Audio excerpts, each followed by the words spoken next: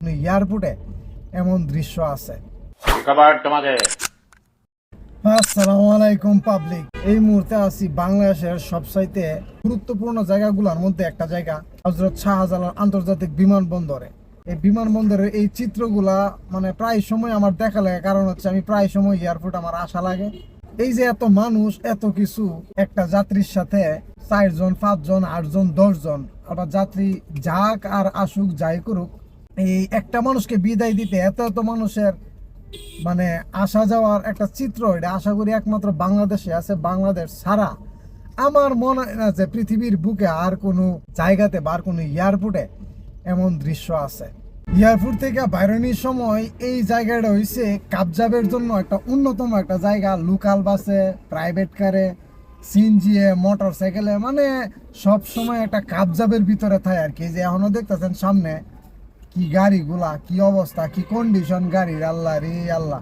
পূর্বাচলের overbridge ধরলাম, সকালের সুন্দর একটা ভিউ দেখতে দেখতে আমি 300 ফিটে ঢুকে গেলাম। এই হচ্ছে সকালের 300 ফিট, একবারে ক্লিয়ার। পুরাটা বাংলাদেশের রাস্তা যদি এমন হইতো তাহলে চলাফেরা সেই ভাল লাগতো। পুরা রাস্তা ফাঁকা।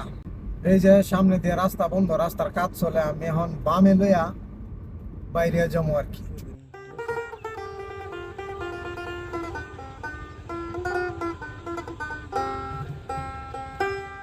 দেখতে দেখতে আমি একদম আইসা বললাম ডাঙ্গার রাস্তা। এটা হচ্ছে ডাঙ্গার রাস্তা। ডাঙ্গার রাস্তাটাও মানে বেশ ভালো মানের করছে। সোজা গেলে হচ্ছে ডাঙ্গা বাজার। আর আমি তো ডাঙ্গা যাবো না, আমি যেমন নরসিংদী এখানে ইউটার্ন দেওয়া আছে, আমি সামনে দিয়ে ইউটার্ন নিব। এই তো আমি ইউটার্ন নিয়ে নিলাম। ইউটার্ন নিয়ে বরাবর টান দিলাম। এই যে এখানে সাইনবোর্ডে দেওয়া আছে 5 দোনা। এটা হচ্ছে 5 দোনা মোড়। 5 দোনা মোড়ে সকাল সকাল দিয়ে কাবজাপ লাগিয়ে গেল, বুঝলাম না। লাবিবা, তুমি এখান থেকে চলে যাও না লাবিবা। লাবিবা হচ্ছে মুনের ফেভারিট গাড়ি। মনে যতবারই ঢাকাতে আসা যাওয়া করতো, মনে এই লাবিবা গাড়ি দিয়ে যাতায়াত করতো আর কি।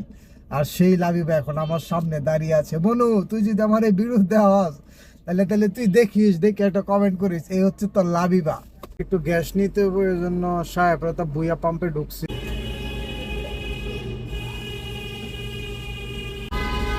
আমার গ্যাস ভরা শেষ। গাড়িটাকে দেখে সাবধানে ঢুকতে হইব।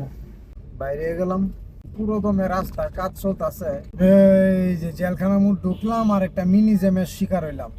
এই যে দেহ দেহ টেসলা কি করে।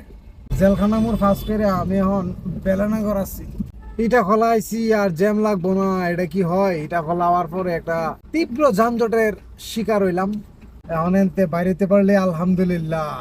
দেখ ইটা খোলা মুড়েতে বাইরে গেলাম। এই যে দেখেন বারিসা বাস স্ট্যান্ডে কি একটা অবস্থা। হ্যাঁ হ্যাঁ, তোমরা হাত বাড়িলে এই যে সিএনজি টিএনজি যা আছে, তারপরে কাঁচামাল টাচামাল যা আছে। এই যে ওই পাশ দিয়েও জ্যাম দেখতেছেন। এই যে রাস্তার উপরে সকাল সকাল তো মানে বাজারে মাত্র লোক আসা শুরু হয়েছে আর কি। এই যে কাঁচামাল টাচামাল যা আছে সব রাস্তার উপরে টেসলা। এই যে জাম মাত্র শুরু হয়েছে। এই যে দেন বাজার এসে বারিসা বাস স্ট্যান্ডের একদম রাস্তার মধ্যে আর কি। কাঁচামালের জন্য বিখ্যাত আমাদের এই বারিসা বাজার। আর সেই বাজার এসে রাস্তার উপরে সেপারেট কোনো জায়গা নাই এই বাজারে। কি করার, এইভাবে চলতে।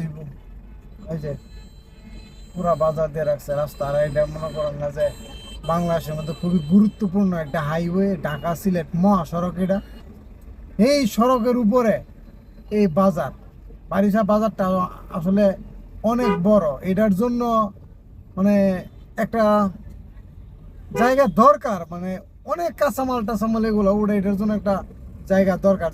আপনার এলাকার রাস্তায় ঢুকে গেলাম গাড়ি নিয়ে, একদম বাড়িতে এসে বললাম, পার্কিং এ দিয়ে দিলাম। বাস গাড়ি এখন পড়ে থাকবো।